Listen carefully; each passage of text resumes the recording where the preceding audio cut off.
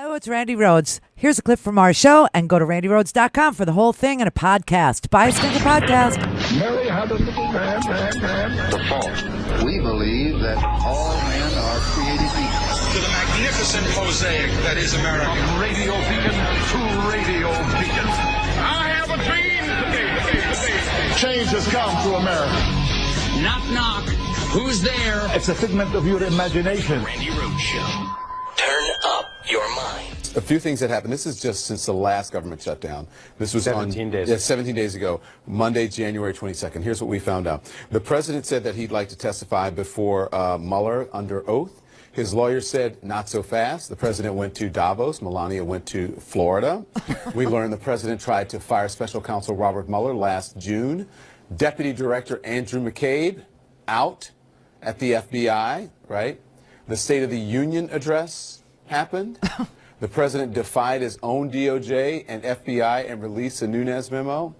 The president accused Democrats of being treasonous and un-American for not applauding his State of the Union speech. The president wants a military parade. Pentagon is planning it. Chief of Staff Kelly suggested immigrants who didn't sign up for DACA didn't get off the couch. House Intel. My gosh, how much more do we have? They sent Democrats a memo to the Democrats' memo to the White House. Bannon and Lewandowski refused to testify on the Hill. Possible subpoenas coming. The stock market hit an all-time high, and then it plunged 10%. The White House staff secretary out amid domestic violence allegations. Still no debate on the DACA vote because of the last shutdown. And then less than an hour away from. I cannot believe all this happened. I'm exhausted. My head is spinning. Give me a break. I can't breathe. I can't breathe. Oh my God. Wow. That is just, so there's all these things that we have to follow up on over the weekend. And one of those things is going to be whether or not the Democratic memo is released. Trump said today he'd send out a letter. We don't know what the hell that means.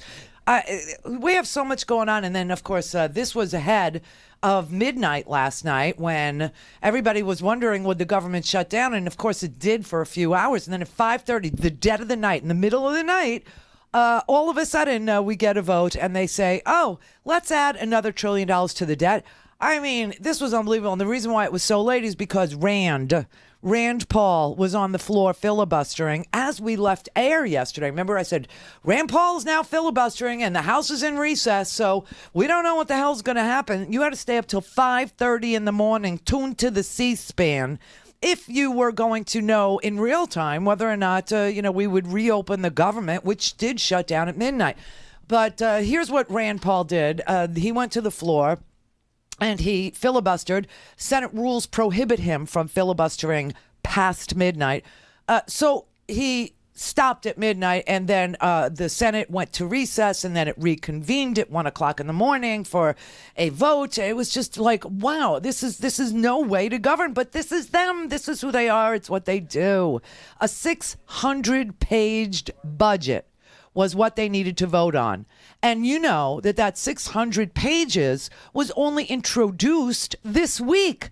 I mean, it was like Wednesday or Thursday. I can't even keep track which day it was that, McConnell said, oh, we need to fund our military. And Schumer said, oh, we need to increase domestic spending. So this is a great deal for the American people. It's not everything we wanted. Yeah, because it has nothing to do with immigration and blah, blah, blah. But Rand Paul, making a statement for conservatism, for deficits do matter, got on the floor.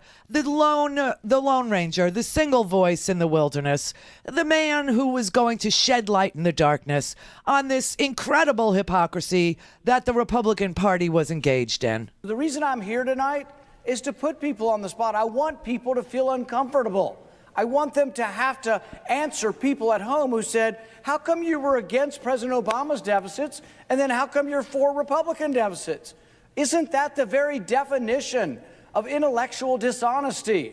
If you were against President Obama's deficits and now you're for the Republican deficits, isn't that the very definition of hypocrisy? People need to be made aware. Your senators need to answer, people from home, and they need to answer this debate. We should have a full-throated debate. My amendment says this simply: we should obey the budget caps. What are budget caps? These are limits we placed on spending, both military and non-military. We placed them in 2011, and guess what? For a year or two, government actually shrunk. But now government's taking off, and this new stimulus of deficit spending will be as big as President Obama's stimulus. Okay, and that, of course, after he voted for a $1.5 trillion tax cut. All right. All right. That's a dirty finger you're pointing at me, Rand. Don't you love Rand Paul? At least he's consistent. You know, he's always wrong. Always. He's always wrong. You know, other Republicans are inconsistent. They manage to be wrong most of the time, too.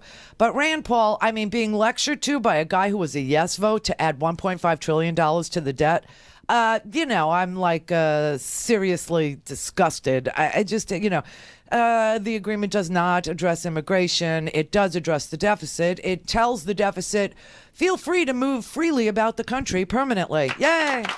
Feel freely. Move.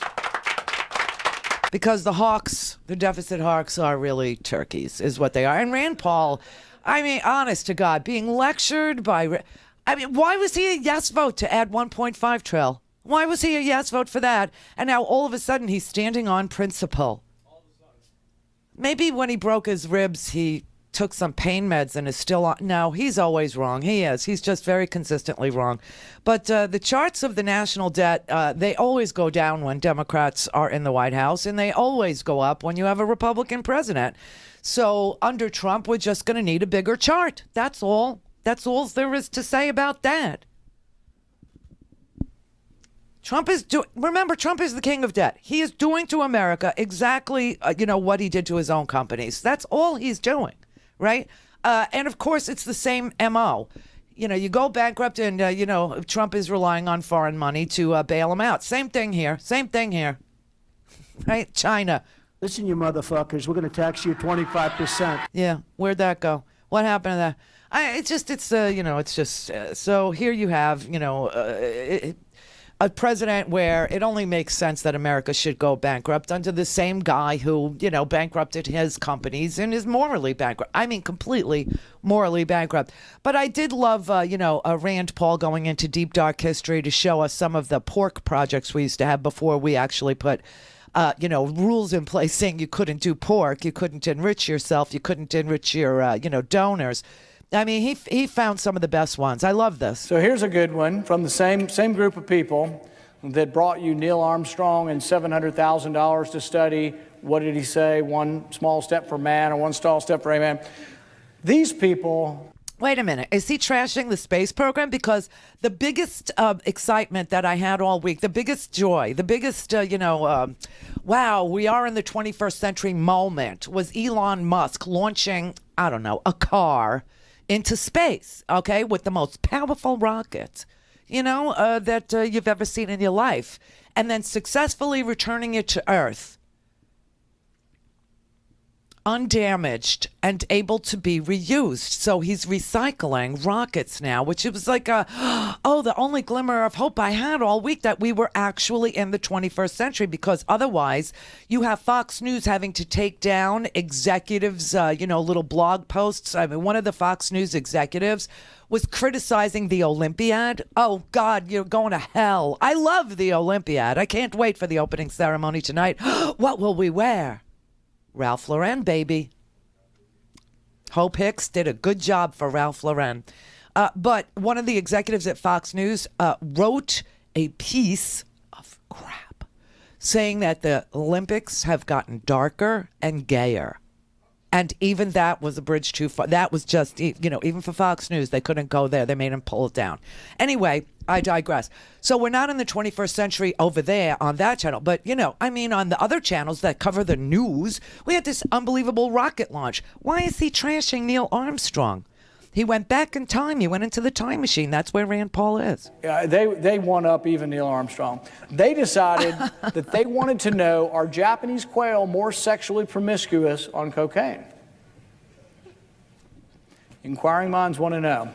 And the thing is I think we could probably poll the audience. I wish there was a button at home we could ask people to just sort of dial in and push a button. Do you think Japanese quail are more sexually promiscuous on cocaine? We spent money. We spent $356,000 studying this. Oh, for the love of Pete. I mean, he went back into the vault, okay, to pull these pork projects out. But really, being lectured to by him, honest to God, man, you know, just never forget when you're in a conversation with the libertarians over the weekend, or you're in a conversation about how deficits matter to the Tea Party freaks and the Republicans, and, you know, how they always seem to manage to squander surpluses, how they always seem to manage to run up the debt, how they always seem to manage to spend more than they take in. And they'll say, but Rand Paul, you just remind them that, yes, Rand Paul added $1.5 trillion to the debt with his ridiculous yes vote for a tax cut in an overheated economy for the very wealthiest Americans. 83% of all that cash that got put on our tab goes to the very, very, very well-heeled who don't need it, who absolutely do not need it. And that Barack Obama was the only president who saved us from the deficits of George Bush. Oh, yeah, remember this? The United States of America, right now, has the strongest, most durable economy in the world. Yeah, I miss that. I miss strong and durable. We're in the middle of the longest streak of private sector job creation in history. More than 14 million new jobs, the strongest 2 years of job growth since the 1990s, an unemployment rate cut in half. Our auto industry just had its best year ever.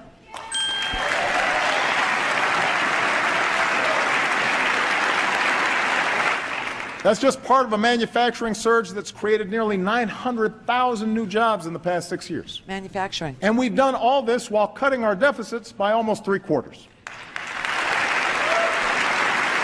All right, let's do a fact check. Is that true? It was widely fact checked back in 2015. That's 2016. That was the last one, the last State of the Union. So that was widely fact checked. And did we cut our deficit by 2/3, 75%? Yes, we did. Woohoo! Well, we just increased it. And Rand Paul standing on, like no ground. I was going to call it shaky ground, because no, Rand Paul was a yes vote to add 1.5 trill. Yeah, he was an absolute yes. He was Absolutely correct, sir. yes. I'm in. I couldn't believe it, but it's true. And then he's lecturing us last night about he's the deficit hawk. You're a turkey. You're a deficit turkey, is what you are. Front running phony. And the president tweeted, Republicans were forced to increase spending. Hey, everybody, the buck stops over there. Buck Dodger. No, Obama managed to deal with the financial crisis he inherited and still managed to cut the deficit. Trump is exploding the deficit and still managing to bring on a financial crisis. See the difference? Clear for takeoff. Randi Rhodes Air Force. Air Force. RandiRhodes.com. Hey everybody, it's Brett from the Randi Rhodes Show. Independent media is the future, and Randi's leading the way. And it's ironic, the more freedom she gained, the more expensive it got. It's crucial now, more than ever, to keep this show pure and free of corporate influence so Randi can tell the hard truths. The first step to change is an unbiased media, and for that, we need your help. So please, go to RandiRhodes.com/support and subscribe, you bastards.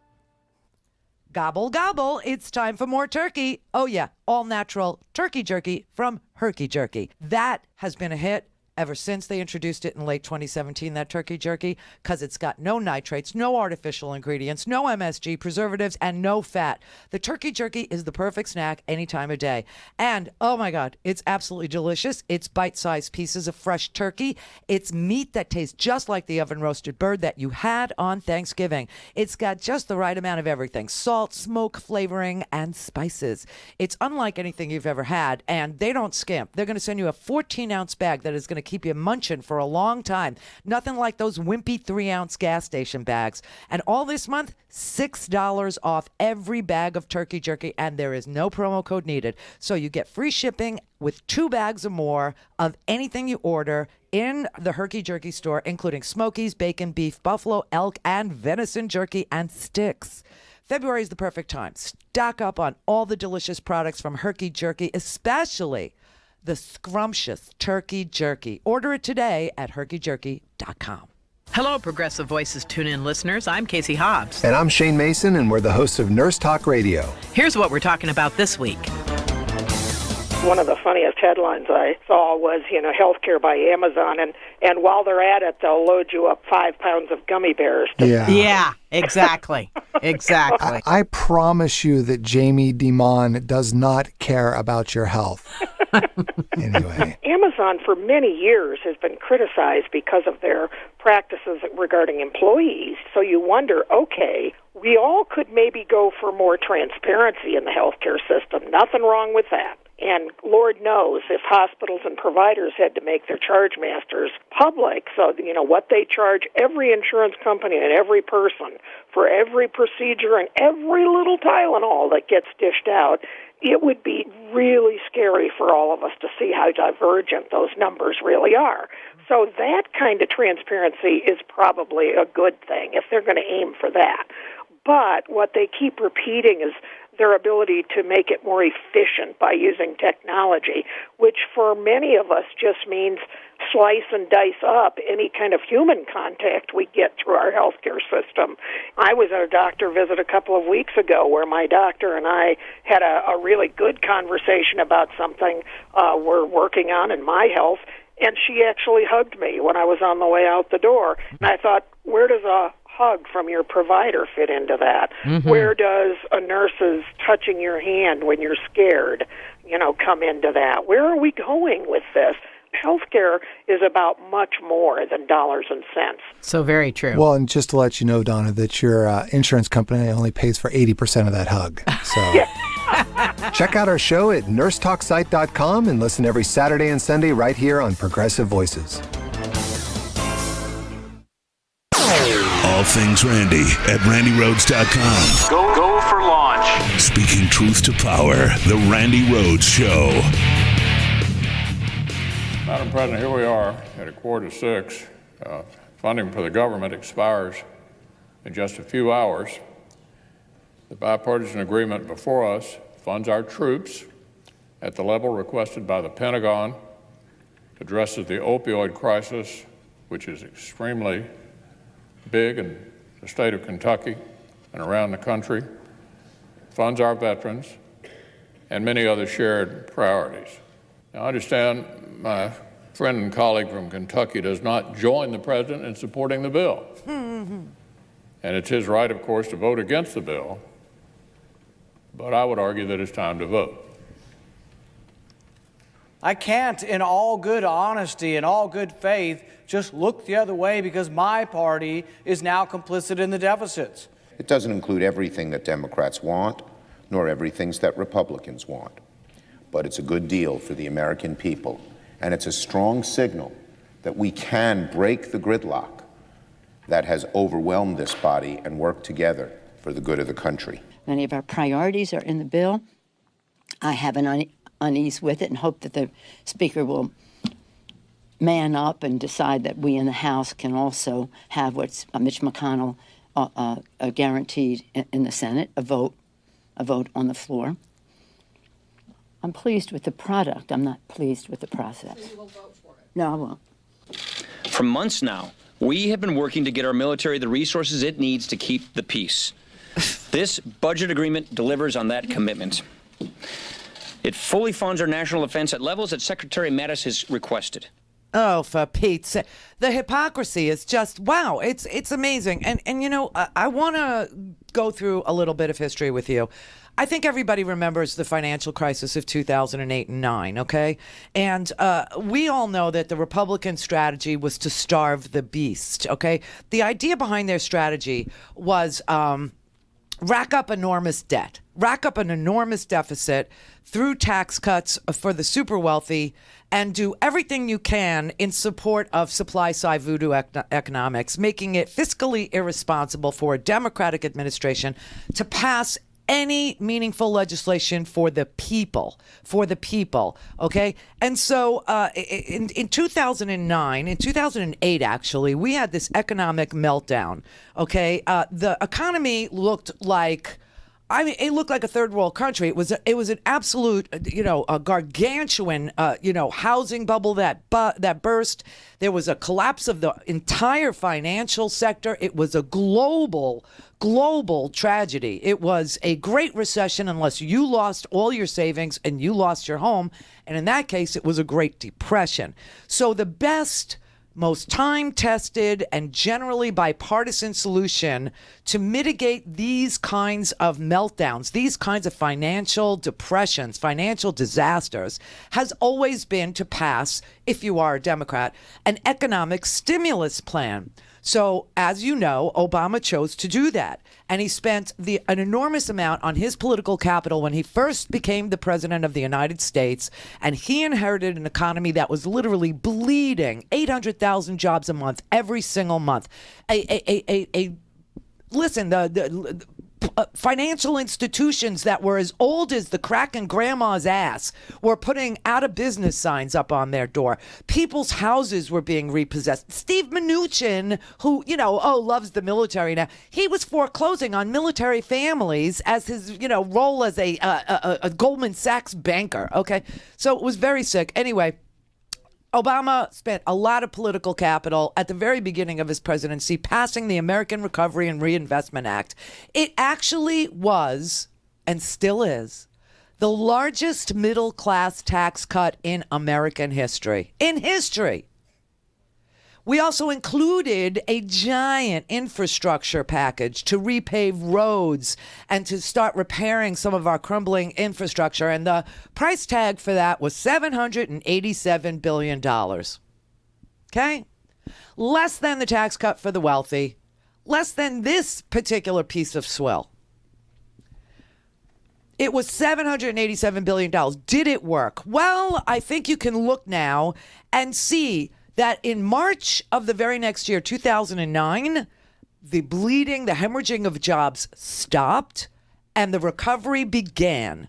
It reduced unemployment from 10% to below 5% to about 4.7%.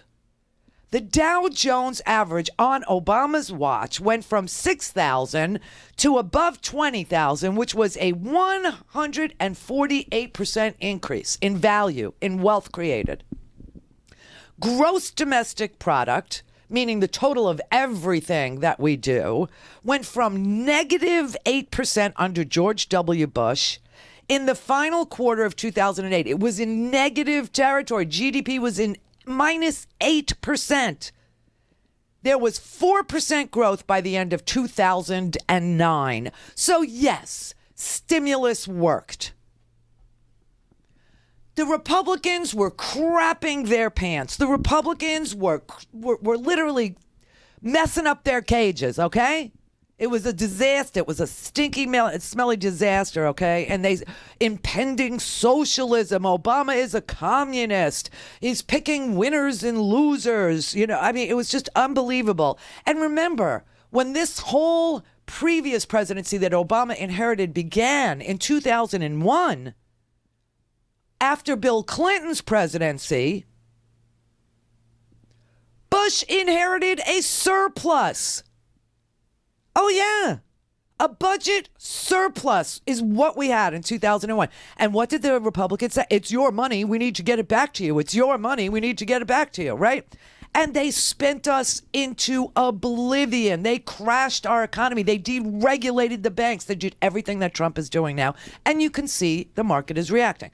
But anyway, Bush-era spending made the national debt $1.4 trillion. $1.4 trillion. CBO said that $1.2 trillion of the $1.4 trillion was due to Bush-era spending. Okay? So when Obama had a increase spending by $787 billion to get us righted, and then obviously stop the hemorrhaging of jobs, obvious, and then at the end of his presidency was able to declare victory even over the debt, which he was able to run down by 75%. The Republicans were trashing him. Here's Paul Ryan then. Last month, the president sent us his fourth budget, and it's the fourth budget with $1 trillion deficits. It's the fourth time the president decided to duck the tough issues and not deal with the drivers of our debt crisis that we all know is coming. Last month, Senator Reid said that they're not going to pass a budget for the third year in a row. We believe that we were sent here to solve problems. You know, my dad, when I was a kid, told me you're either part of the problem or you're part of the solution. I believe that we were sent here by our constituents to be part of the solution. Yeah, okay, and then? So what happened, President Obama raised domestic discretionary spending. That's spending on government agency budgets 24% over the last 2 years. He threw the stimulus on top, and that's an 84% increase in government agency budgets.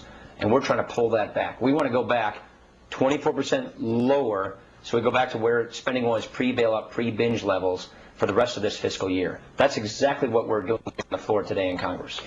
You've said that you're disappointed in President Obama, and in fact, even I'm the deeply Washington... disappointed. Deeply disappointed.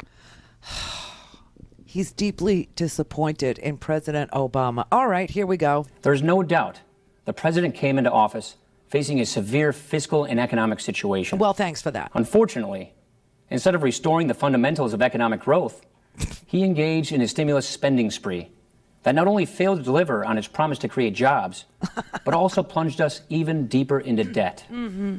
The facts are clear. Since taking office, President Obama has signed into law spending increases of nearly 25% for domestic government agencies, an 84% increase when you include the failed stimulus. All of this new government spending was sold as investment. Yet after 2 years, the unemployment rate remains above 9%. And government has added over $3 trillion to our debt. Then the president and his party made matters even worse by creating a new, open-ended health care entitlement. Oh, for the love of God, how things have changed. And at the end of Obama's presidency, here were the numbers. The United States of America, right now, has the strongest, most durable economy in the world.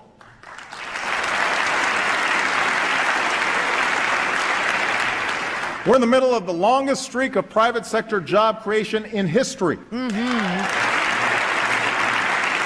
More than 14 million new jobs, the strongest 2 years of job growth since the 1990s, an unemployment rate cut in half.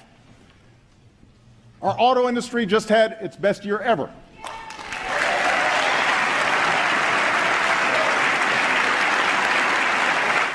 That's just part of a manufacturing surge that's created nearly 900,000 new jobs in the past 6 years.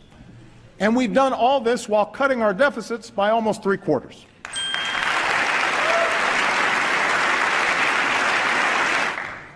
Anyone claiming that America's economy is in decline is peddling fiction. What is true, and the reason that a lot of Americans feel anxious, is that the economy has been changing in profound ways. Changes that started long before the Great Recession hit, changes that have not let up. Today, technology doesn't just replace jobs on the assembly line, but any job where work can be automated. Companies in a global economy can locate anywhere, and they face tougher competition. As a result, workers have less leverage for a raise. Companies have less loyalty to their communities. And more wealth and income is concentrated at the very top. It's made it harder for a hard-working family to pull itself out of poverty. Harder for young people to start their careers. Tougher for workers to retire when they want to. And although none of these trends are unique to America, they do offend our uniquely American belief that everybody who works hard should get a fair shot. For the past 7 years, our goal has been a growing economy that also works better for everybody. We made progress, but we need to make more. Do you remember sanity? Remember real facts? Remember rationale? Remember people fact-checking and actually saying, yes, that's all true. It was automation that killed a whole bunch of jobs. And, there's no going back. We have to, reassess what our skill sets are because there are 5 million open jobs in the United States that U.S. citizens can't fill. But, yes, did he make progress? Hell yeah, he made progress. I mean, we had the longest bull market. We had the longest increase in jobs. We had wages were rising. We had the deficits shrinking. At the end of Obama's presidency, after, stimulus packages and Bush's spending and all that the Republicans actually voted for, they voted for every spending bill Bush ever. I mean, the wars alone, what those wars cost us, those needless, endless wars. Okay, but as it turns out, at the end of 2016, the deficit dropped to $438 billion from the $1.4 trillion that Obama inherited from Bush after Bush inherited a surplus from Bill Clinton. I'm just a little brief, reflection on, what Democrats do when they are in office. So we had a record reduction of more than $1 trillion in our deficit and a thriving economy, and Trump takes credit for all of it. It's just, it's the saddest, sickest thing. But they spent all 8 years deliberately confusing their voters, okay? They kept saying, Obama doubled the deficit, Obama tripled the deficit, Obama has a $3 trillion, whatever it was. Mitt Romney, he peddled this in 2012. He went around repeatedly insisting that Obama had doubled the deficit, but that was a lie. It wasn't true. It remains untrue. It will always be untrue because Obama's term is done and the numbers are what they are, and that's the way it is. But now, yesterday, you have the GOP doing it again, and this in the middle of a very strong economy. Okay, now they voted to add another $1 trillion to the federal budget deficit. And on top of this, you got 13 million Americans being thrown off their health insurance because they repealed the individual mandate, which makes insurance even more expensive for people who need it. And they're just 13 million people aren't going to be able to do it. And it actually raises taxes on families that are making less than $75,000, which does nothing for the coal miners that Donald Trump loves. They will be among the hardest hit by this. And once the deficit becomes the focus for the Republicans, which it will, because all this crap that Paul Ryan was spewing all through the Obama administration, all through the Obama 8 years, is going to come back, except this time it's going to come back where we have to cut Social Security. We have to privatize it. We have to give a gift to walls, an even bigger gift. We have to give Medicare and Medicaid over to, private industry, and adding to the cuts. The GOP is going to just scream bloody murder if anybody should get a 4-cent increase in their Social Security cost of living adjustment or their Medicare benefits, or, God help us if we're facing another financial crisis. Right now, it looks like the market is trying to correct from this inflated. Well, it's not so much that. You know what it is? It's that the economy was so strong and Donald Trump just poured all this cash with these tax cuts to the very, very wealthy. And so the Fed is going to have to increase, interest rates. The Fed is going to see all this money sloshing around, and they're going to try and hedge inflation, which is obviously going to come. And to do that, they have to raise the cost of money, the borrowing of money. And so that's your home loan. That's interest. And the market is reacting to this. Right now, it looks like a correction. But let's say it crashes. Let's say we have another economic disaster. We would need a stimulus and we'd have no money. To speak to Randi, call now, you bastards. 561-270-3844. Hello. Randi Rhodes. Air Force. Hey guys, it's Scotty, Randy's producer here, and as many of you know, I grew up in Randy's house. You know, eating her food, watching her TV, and like most kids, ignorantly not following her advice. And one of her biggest pieces of advice was, never take a job in radio, because the big companies that run radio, they suck. Well, I didn't listen and ended up working in radio, and as always, Randy was right, they sucked. But I'm here now, and I can tell you that it takes a lot of chutzpah to break away from the big companies and start your own show. But you know what else it takes? Your support. We are independent media, so the only financial backers we have are you, the best listeners in the world. And we can't do it without you. So please, go to randyrhodes.com and support the show, buy a stinking podcast, donate some money, and keep us going. Whether you're listening to me, Mark Levine, each Monday and Wednesday, or me, Leslie Marshall, each Tuesday, Thursday, and Friday, you can hear us 3 to 4 p.m. Eastern Time on the Progressive Voices Network. Here's a sample of what you'll hear. Scott and Paul. Scott is president of the Alliance for American Manufacturing. We're never going to see mills like we saw in the valleys of Ohio, Pennsylvania, West Virginia 5 decades ago. But President Trump does have a chance to stabilize, or at least help to stabilize, the steel industry, which is reeling. Donald Trump talks in hyperbole, and to him that's the truth. That's how he talks. So when he says this, it invokes this idea that you're going to bring back massive steel mills or a big old auto plant like you saw Henry Ford put in the 1920s, Detroit, and that, you're right, just not going to happen. We have some sectors of our economy, the steel industry being one of them, that have yet to get back up on their feet and have laid off workers in recent years, have closed down mills in cities like Granite City, Illinois, and Fairfield, Alabama. And if they have the right policies, it is entirely possible to open those mills back up and to put those workers back to work. And we can do that. And this is kind of the second part to this conversation, which is, rebuilding America. We can do it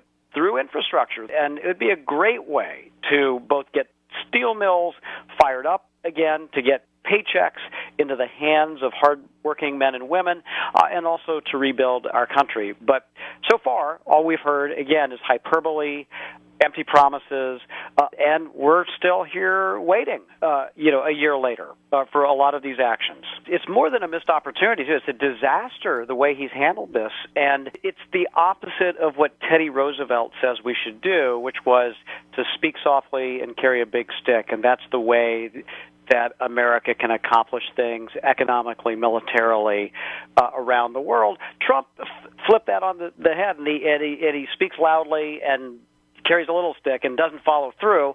And in trade, it's a problem. You saw steel imports increase by more than 15% last year, and you saw steel imports occupy upwards of 25 to 27% of the American market, which is way too much. So for the steel industry to take a step back like that is truly stunning, and the only thing you can really attribute it to is the fact that the president said he was going to do something and then didn't follow through, and there have been severe economic consequences to his inaction. Again, that's Mark Levine every Monday and Wednesday. And Leslie Marshall each Tuesday, Thursday, and Friday. 3 to 4 p.m. Eastern Time on the Progressive Voices Network.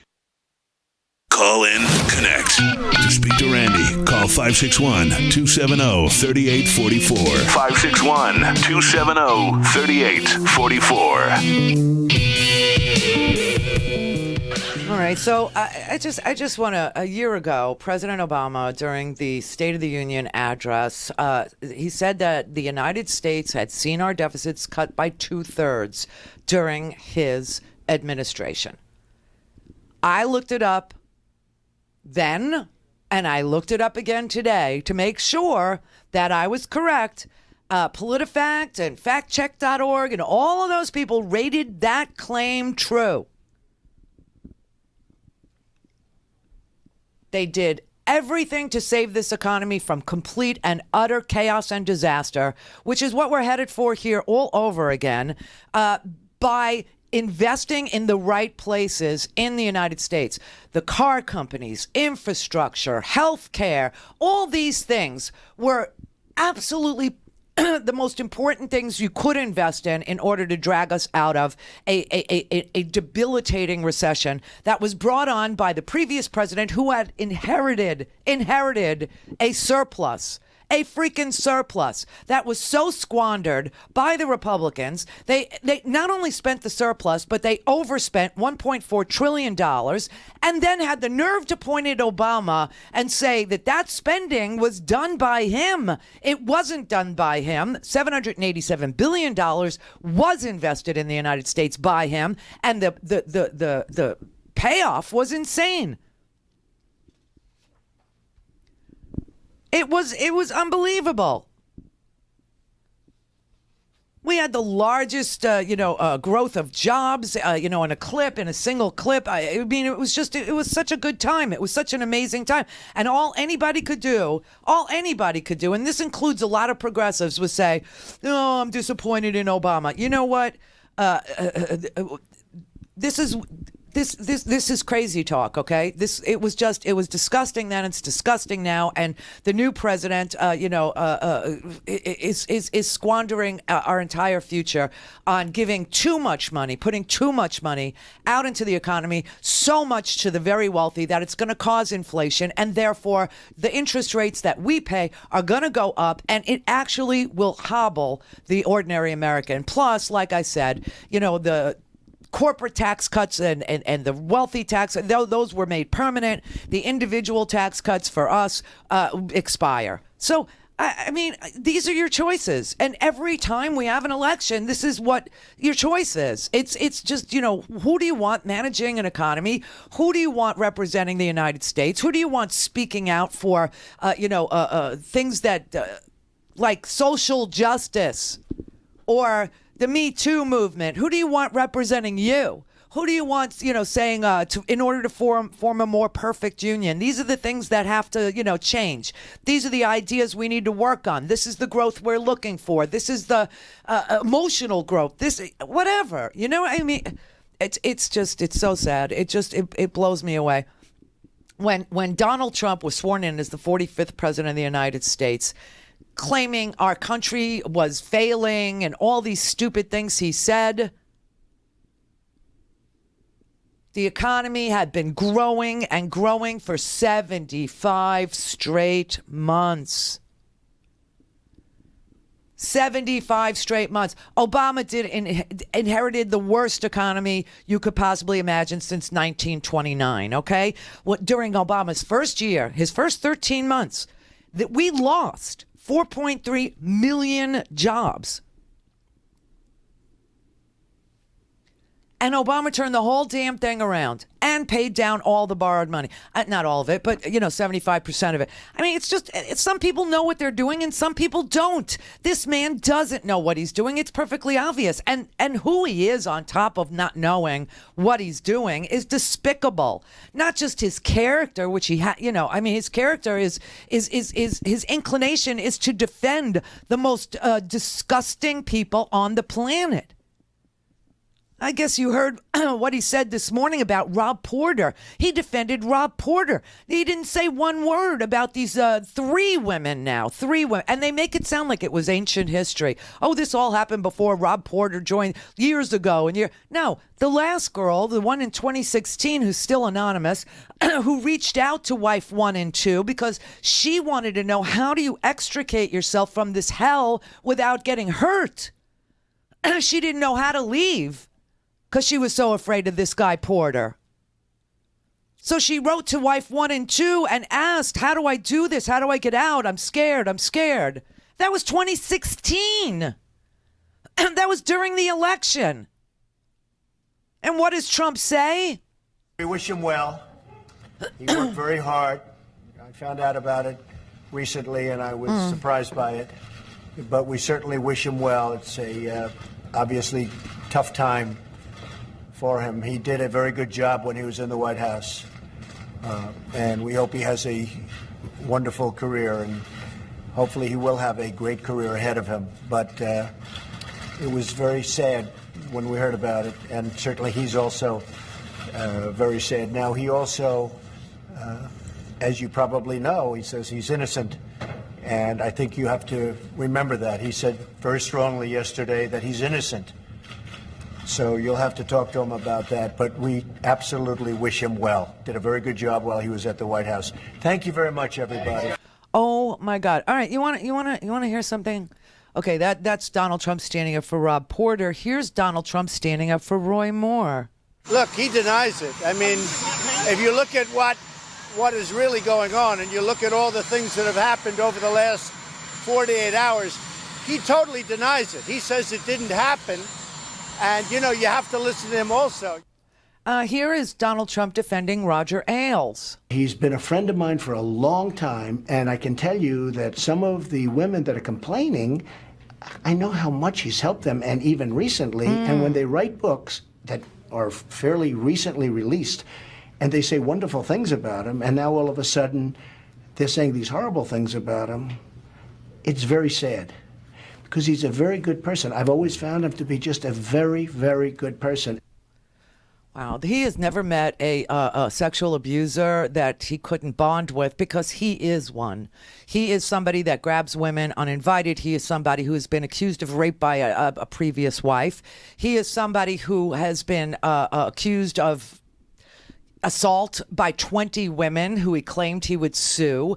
Roger Ailes, bye-bye Roger Ailes, rotten hell. Roger Ailes was accused, and Roger Ailes paid out money. His friend Bill O'Reilly paid out millions and millions of dollars in harassment lawsuits. Roy Moore obviously was accused of child molestation, of assaulting underage girls. And now Rob Porter, who... the news is he didn't just find out about this, okay? That did not happen. Turns out that ex-girlfriend that I'm talking about in 2016, she, after speaking to ex-wife 1 and 2, was able to figure out what to do, because they guided her, they helped her, they counseled her, they told her how you do this, how you get out. Don't be afraid. If you've become a shell of who you are, if he has been dragging you down and making you feel less than, and you're walking on eggshells and you never know what's going to set him off, and your life has become unmanageable and everything that you were is gone. It's time to go. It's time to go. And here's how you do it. She called White House counsel Don McGahn.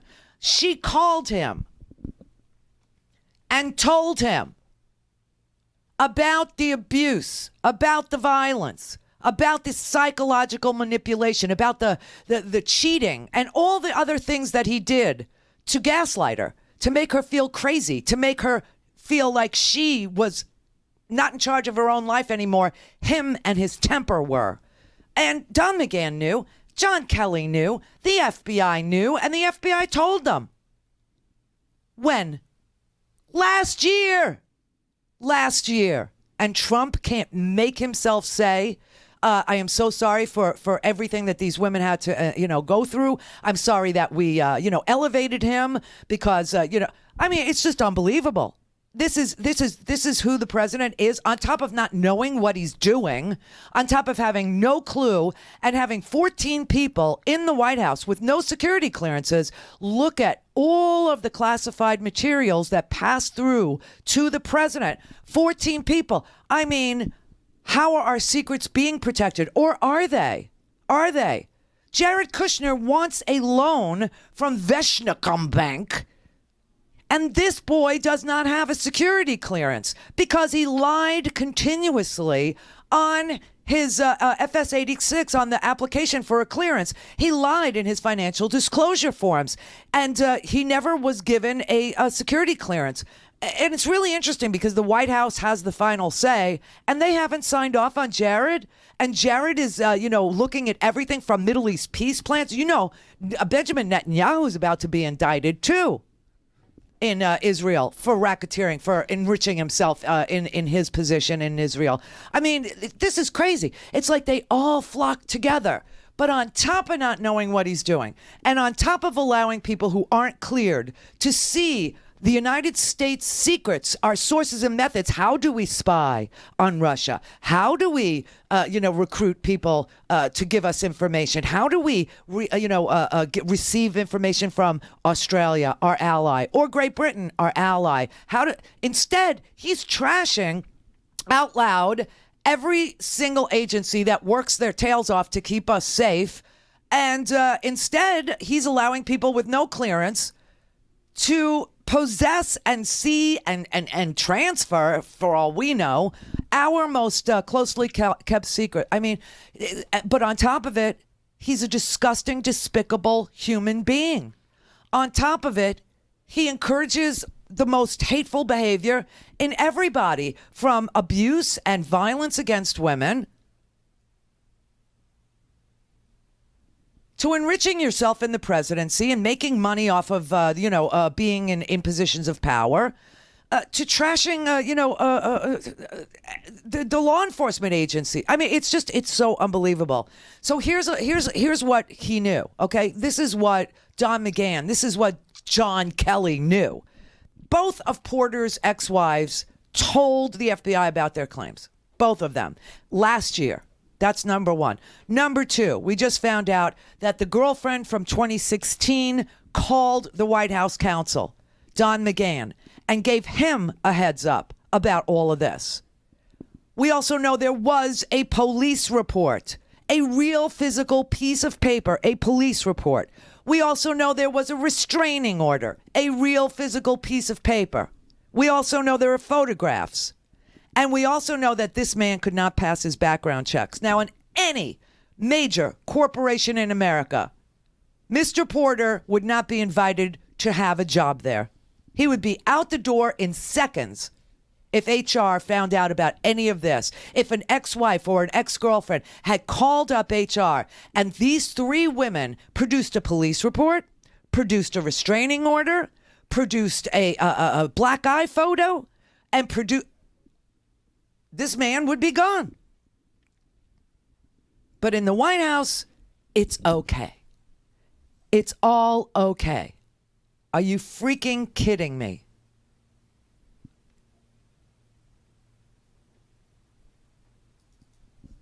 What disturbs me the most is that knowing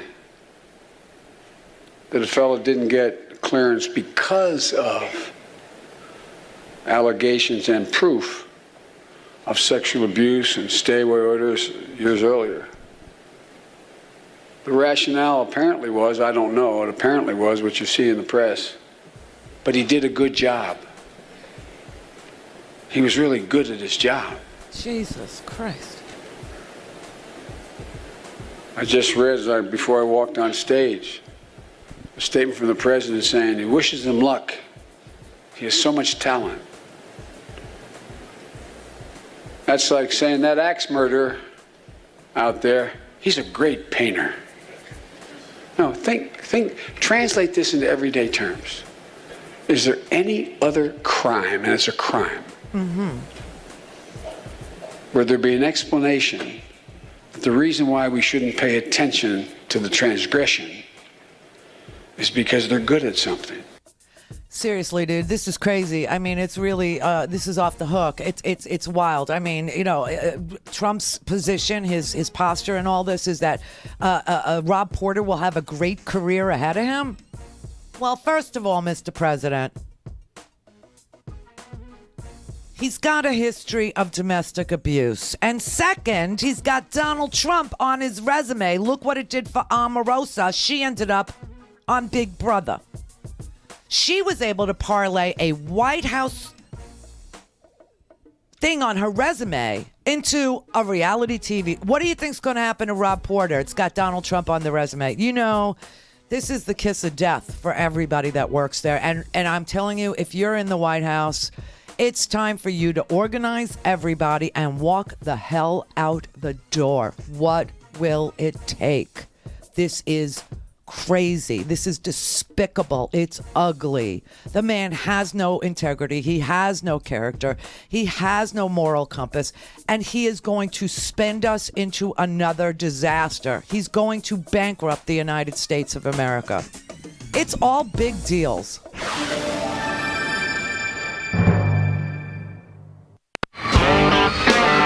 For a commercial-free, on-demand, whenever, wherever listening experience, visit RandiRhodes.com for your personal premium podcast today. Now, the top of the hour on the Progressive Voices channel on TuneIn presents the Green News Report. There was a declared war on coal. The EPA was weaponized against certain sectors of our economy. EPA Administrator Scott Pruitt lies about climate science over your public airwaves. Invest $1 in building disaster resilience, save $6 in economic losses. Dunkin' Donuts ditching polystyrene foam cups. Plus, California tosses a wrench into Trump's plans to expand offshore drilling. All of that wrench tossing and more straight ahead from BradBlog.com. I'm Brad Friedman. And I'm Desi Doyen. Stand by for 6 minutes of independent green news, politics, analysis, and snarky comment. It was the past administration told us to choose between jobs and protecting the environment. No, they didn't. You are a liar, Scott Pruitt, EPA Administrator. But this is your Green News Report.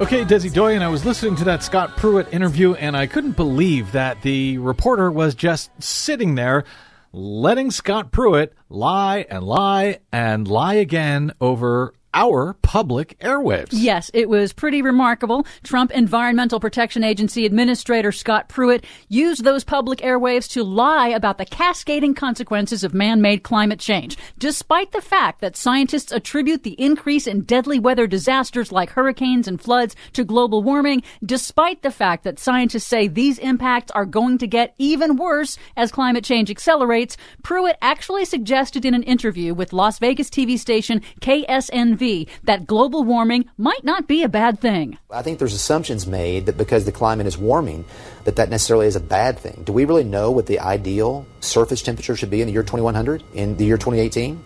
I mean, that's somewhat fairly arrogant for us to think that we know exactly what it should be in 2100. So there are very important questions around the climate issue. And did you see what he was doing there? He's trying a diversion tactic. We know that raising global temperatures has grave consequences right now, from economic losses due to more frequent extreme weather disasters to impacts on water availability and crop yields that trigger unrest in developing countries. Studies already show that high CO2 levels in the atmosphere actually reduce the nutritional content of the plants that we eat, and our emissions are also changing the chemistry of the oceans right now, harming shellfish and the coral reefs that supply food to billions of people. And the other thing that we know is, yes, the climate right now, as is ideal for human beings. It's what allowed us to flourish for thousands of years. It is the stability of the climate, which is now being destabilized by the burning of fossil fuels by Scott Pruitt's clients in the fossil fuel industry. And if that's not enough impact for you, the U.S. Geological Survey announced this week that the world's largest known pool of toxic mercury is stored in permafrost in the Arctic. But now that permafrost is melting thanks to global warming, releasing poisonous mercury into the fragile Arctic environment. And thanks to guys like Scott Pruitt. Meanwhile, Bloomberg News reports that the Department of Housing and Urban Development has quietly reinstated Obama-era flood standards that Trump revoked last year. Good. That requires projects receiving federal funding to account for greater flood risks from global warming.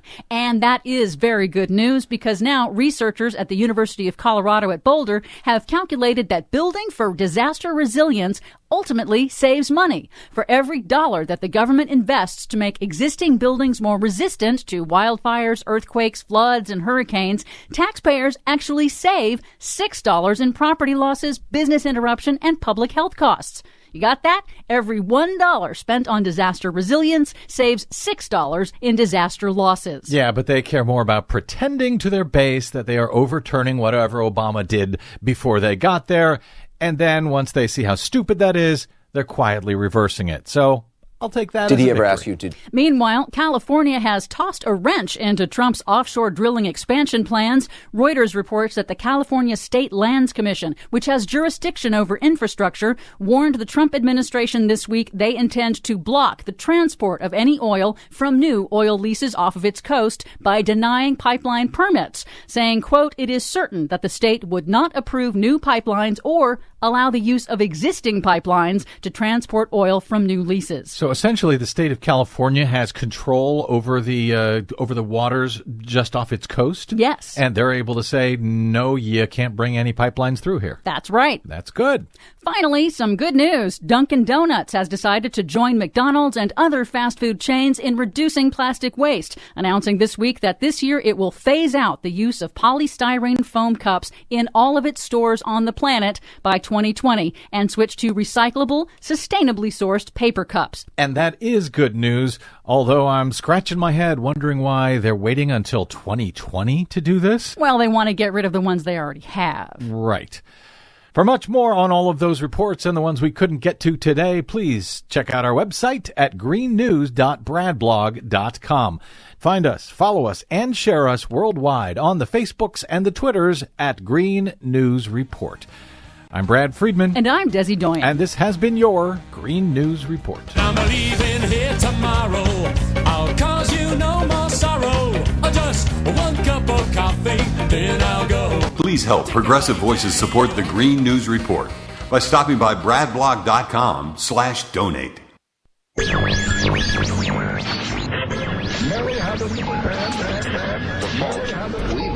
that all men are created equal. The magnificent mosaic that is America. Magnificent mosaic that is America.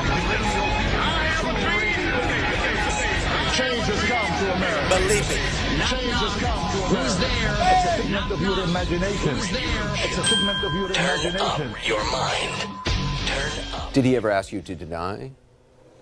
No, we were in contact even a couple of days ago as he was asking me to release a statement about my blog post, and I went back and forth with him for an hour or so about what language I would be comfortable with, and ultimately the language that he asked I wasn't comfortable with, and he came out with that statement less than an hour later. Can you say what he wanted you to say? I don't remember the exact wording, but it was something along the lines of the post does not accurately depict my marriage. And there were some other things that were associated with it, and that just didn't feel right to me because it does accurately depict my marriage. And another thing that he wanted me to say was that I had taken some liberties with this therapeutic post, which it was for me, that I had taken liberties with that therapeutic post. And when I thought about it, I didn't. The things that I said were factual statements. It does sound like he was asking you to deny what you had.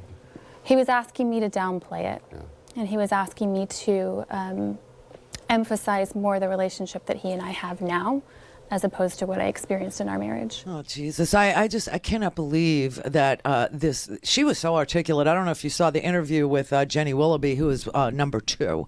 I hate to refer to her that way, but she was the second wife of Rob Porter. The first wife of Rob Porter was the one who was kicked and choked. And, this one only had to get a restraining order one time. Just once, because he put his fist through a glass door after she told him to please leave. She did get a restraining order.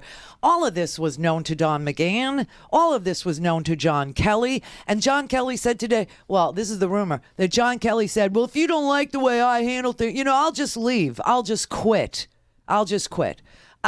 This is a disgusting, out-of-control White House. And Trump does this. He makes it chaotic like this so that you won't realize how he's stealing from you, how he's ripping you off, how he goes into the Treasury and pulls off these bank heists, how he transfers $1.5 trillion worth of wealth from the middle class. Obama gave the most historic tax cut to the middle class as part of the stimulus package that he put his political capital on the line for in his first year as president. And that middle class tax cut, that investment in infrastructure and repair and rebuilding, that investment in the automobile industry and everything that Obama risked in his first year literally brought us back from not the brink of disaster, but brought us back from the disaster that George W. Bush caused. And he gets no credit. Trump takes all the credit for that. And now he's stealing all this money, literally stealing it. Rand Paul votes for it and has the nerve to stand up and lecture us, point his finger and go, this is the height of hypocrisy. That's a dirty, dirty, dirty finger. You better put that someplace, with its disinfectant. You filthy, filthy fingered person, you. And, and on top of, stealing from us and perpetrating the frauds, every single day, he is a disgusting human being. He is just, it's not even like, Reagan, Reagan, he would slowly raise taxes on the middle class. He raised taxes on the middle class 19 times. 19. He would raise your gas tax. He would take away your credit card interest deduction. Yeah, you used to be able to deduct the interest on your credit card payments, but then Reagan came along and needed to raise money, so he went to you and took away your deduction. But at least he was, it was kind of fun. He would say things like Reagan would get on the TV after Reagan would sell, first of all, he interfered with a foreign government's help in the election when he got elected. Yeah, he made a deal with Iran to hold our hostages a couple more days. Just wait till after the election and then release them on a split screen as them being sworn in. Now, of course, that's small potatoes next to getting the kind of help that, and money that Trump did from Russia. But yeah, that's bad. That's really bad, and it's really disgusting. And of course, we didn't enforce our laws then, and so it's grown into this. But the other thing Reagan did that was just so vile was, we were fighting this illegal war. We had this thing called the Boland Amendment, and it was a restriction on fighting any war in Central America. Congress said no. Put it that way. Congress said no to getting involved in Central America. And Reagan did. But he couldn't ask Congress for the money. And the president can't spend any money. So he decided he would find a way to get the money. So the way he got the money was he authorized the sale, I swear to God, of tow missiles to Iran. Because he felt comfortable with them after they held our hostages on his behest. During the election, Jimmy Carter was working like crazy to get our hostages released. Our hostages were taken in Iran. They were held for 444 days. Could have been a lot less, except Reagan meddled, and Reagan told the Iranians, you could have everything you want, just release our hostages, but not until after the election. Well, he loved Iran for helping him out, and so he went back and he sold tow missiles to Iran. And when he got the money for these tow missiles, he did this all on the side. He laundered that money. He had that money laundered in Saudi Arabia. Colonel Oliver North. See, this is what's wrong with the military, is these very high-ranking officers, okay? They take an oath to protect and defend, but they actually are loyal only to a dirty president, okay? They will do anything. They will cover up anything. They will cover up that. Why do you think 1 in 4 women in the military have been raped and nothing ever happens? It's guys like Kelly. It's guys like Oliver North. It's guys like, that cover up all this, wrongdoing at the behest of their president, okay? Their commander-in-chief. It's very sick, but it's very, very typical. So anyway, we sell the tow missiles to Iran. We need to launder the money. Oliver North launders it through Saudi Arabia. Okay? And now he's got all this money, but he doesn't know what. So he gives it to the Contras in Salvador. This is why Salvador is such a mess. This is really the Sandinistas. Look it up. It was, just the most amazing thing. So he gives the money to the Contras. The Contras need to wash the money. So the Contras start selling drugs. I mean, you want to talk about the opioid epidemic? Jesus. Well, actually, this was a crack epidemic. And so in order to protect white people, they decide that crack should get a bigger penalty, and powder cocaine, which everybody was doing in the 80s, the white kids, they were doing that, was almost forgivable in law. Do you know? It's like, oh, look the other way. But this is what Reagan was doing, okay? These were the dirty deals that Reagan made. Well, this is why I say Reagan was at least charming. Reagan got on the TV. I swear to God, I should pull this clip. It's probably readily available, but you could look it up. Reagan got on the TV when he was caught doing all this, and he was caught.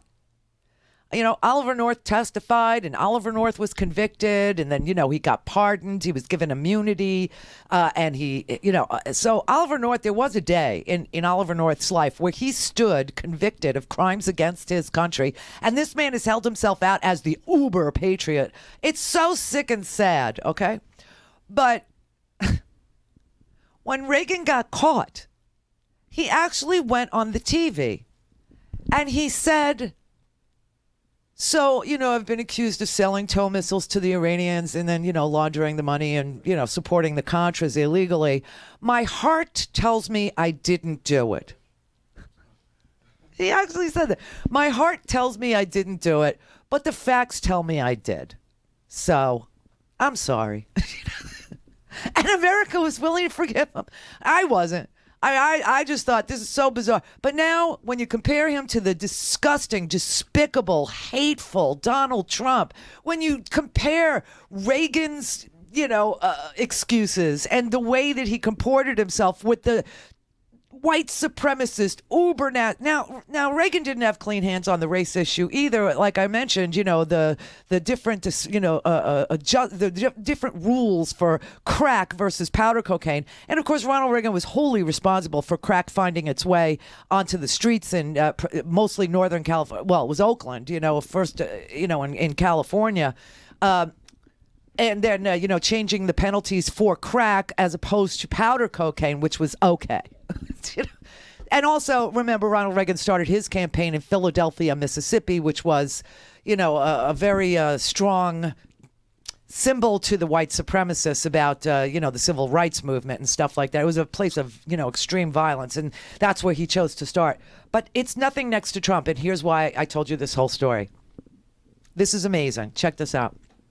Moments ago, the chair of Donald Trump's electoral campaign, the chairman of Donald Trump's electoral campaign in Kentucky, in Campbell County, Kentucky, was just convicted of child trafficking. I'm not kidding. He's an ex-judge in Campbell County. He agreed to spend 20 years in prison for human trafficking. He used drugs, threats of arrest, threats of eviction to force women and girls under the age of 18 into sex acts. These were the charges that were read out by the judge, Kathleen Lape, this afternoon. He pleaded guilty to 21 counts. There he is, with Mitch McConnell. Look how happy everybody looks there. Look. Isn't it wonderful? Like a big family. Like I said, they're going to get caught with a live boy or a dead goat. I don't know which, but this guy actually, a live boy it was. He pleaded guilty to 21 counts. He's been doing this since 2004. And in addition to human trafficking and attempted human trafficking, the charges included giving drugs and alcohol to minors. He did a plea agreement, and he'll serve 20 years in prison. He'll pay a $100,000 fine. He's eligible for parole in 4 years. 4 years he gets out. He will be sentenced on March 29th. He was a district judge through the 70s and the 80s. He campaigned for Donald Trump. He actually was Donald Trump's he was Donald Trump's chair for the Kentucky County of Campbell. And here's what the charges, as read by this Judge Lape, revealed. Nolan paid some victims with heroin and painkillers in exchange for sex. At least one victim lived on his property in Campbell County. He threatened eviction unless sex acts were performed. He threatened some victims with arrest, and he told one victim he would call friends in the FBI and other law enforcement to arrest her. He was actually facing 100 years in prison on 28 felony charges, including 4 counts of human trafficking of a minor. The total number of victims covered by the 21 charges is 19. Those are the only ones, 19 he pleaded to.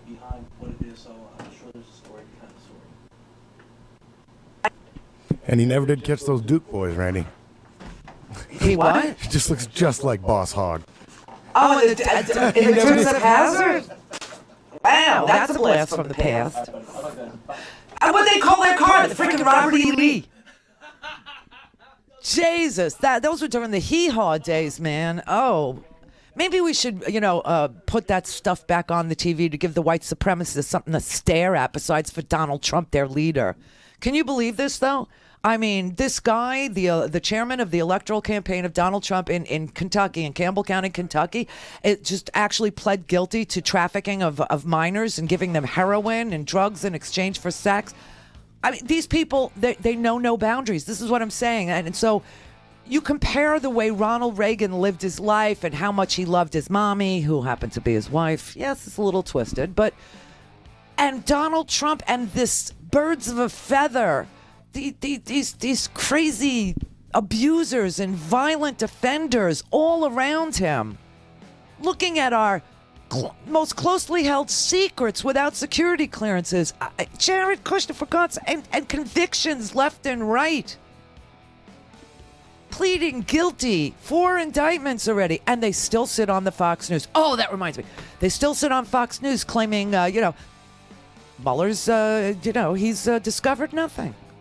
In all the, some say 2 years he's been investigated. It's been since June. But I got to show you something. Wait.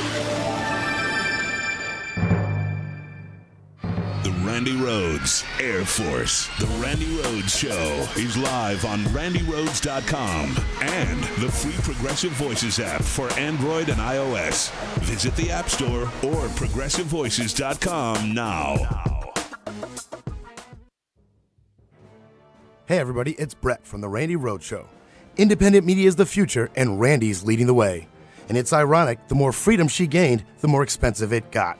It's crucial now, more than ever, to keep this show pure and free of corporate influence so Randi can tell the hard truths. The first step to change is an unbiased media, and for that, we need your help. So please, go to RandiRhodes.com/support and subscribe, you bastards. Gobble, gobble. It's time for more turkey. Oh, yeah. All natural turkey jerky from Herky-Jerky. That has been a hit ever since they introduced it in late 2017, that turkey jerky, because it's got no nitrates, no artificial ingredients, no MSG, preservatives, and no fat. The turkey jerky is the perfect snack any time of day. And, oh my God, it's absolutely delicious. It's bite-sized pieces of fresh turkey. It's meat that tastes just like the oven-roasted bird that you had on Thanksgiving. It's got just the right amount of everything: salt, smoke, flavoring, and spices. It's unlike anything you've ever had, and they don't skimp. They're going to send you a 14-ounce bag that is going to keep you munching for a long time. Nothing like those wimpy 3-ounce gas station bags. And all this month, $6 off every bag of turkey jerky, and there is no promo code needed. So you get free shipping with 2 bags or more of anything you order in the Herky-Jerky store, including Smokies, bacon, beef, buffalo, elk, and venison jerky and sticks. February is the perfect time. Stock up on all the delicious products from Herky-Jerky, especially the scrumptious turkey jerky. Order it today at herkyjerky.com. I remember as a kid, the stereotypical things associated with girls were cooking, cleaning, fashion, interior design, anything to do with children, hair, makeup. But as an adult, I realize that the top earners in all of these professions are men. How did this happen? Well, it's one of the conversations we're going to have on my new show called She Persisted. I'm your host, Melissa Carter, and as a media personality, a lesbian, a single mom, and a patient with a chronic disease, I can tell you, I certainly have some opinions. And I know that you do too. So let's be part of each other's lives and talk these things out on She Persisted. It's at 8 a.m. on the East on the Progressive Voices Network and on demand on the Progressive Voices app. I would really love for you to be part of the show because I believe that together we can go from She Persisted to She Thrived. I hope you'll join me. The Randi Rhodes Show is live on RandiRhodes.com and the free Progressive Voices app for Android and iOS. Visit the App Store or ProgressiveVoices.com now. Our own Ed Henry is out with an explosive new report about high-ranking Democrat Senator Mark Warner and his contact with a lobbyist for a Russian oligarch. The White House Chief of Staff, also John Kelly, tonight sent an email to the administration employees about the resignation of Rob Porter. From Washington with all this breaking news, we have our own Ed Henry. Ed.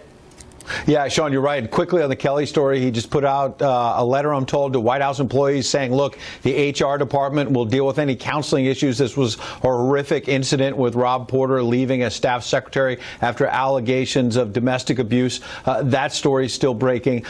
That story is still breaking. That story was in the bag last night.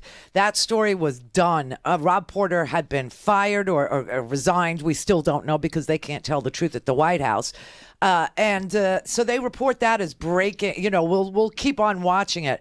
But you notice the tease about another text message. All right, I want to show you this. This is unbelievable to me. On January 29th, the day after my birthday,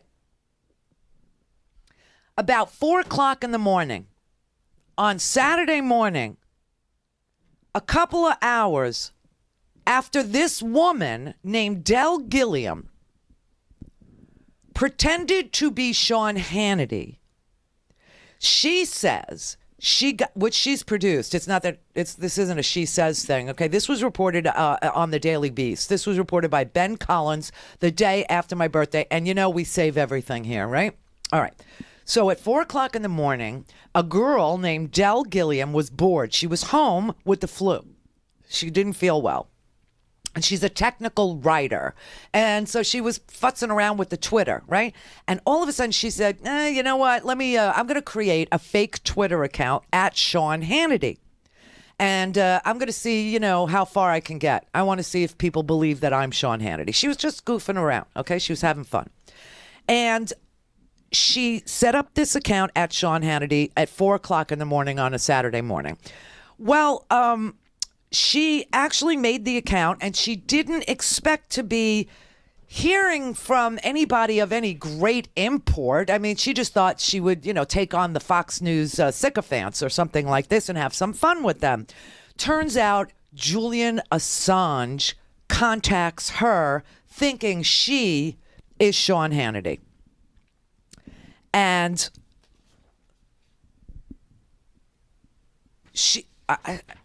she made the account. She didn't expect to be contacted by anybody important. But then all of a sudden, Julian Assange says that he is going to, quote, send some news about Warner.